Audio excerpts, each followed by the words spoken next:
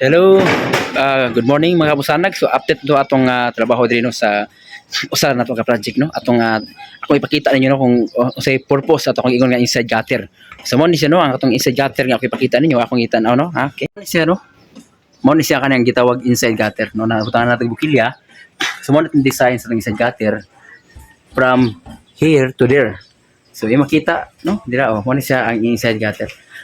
So dito siya kay ang likod no dili maguba ang design sa likod no adyo si design ba so ang atong giapasan nga nindot design no na akong balikon no kanisa na siya back to back nga walling partition no so ang panitabunan after sa pag atop na no amo sang atop pandaan sa among giuna ng pataod ni Papa ang atong inside gutter ang next atong capping so mo na nang gitiwa si Papa ron ang capping no so gitrabaho ni Papa.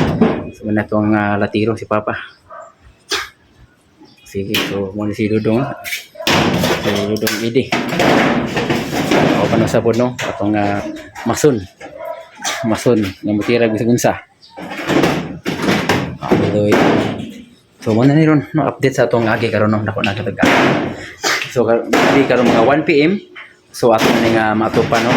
Siguro mabilan ni gamay no ato pa natin ni Papa update na kaya maka-move taglaan niya po nga project.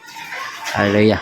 So sige yung pangitag project no kung naamoy trabaho diha so ayaw ka ulo pag kontak sa ko pag PM so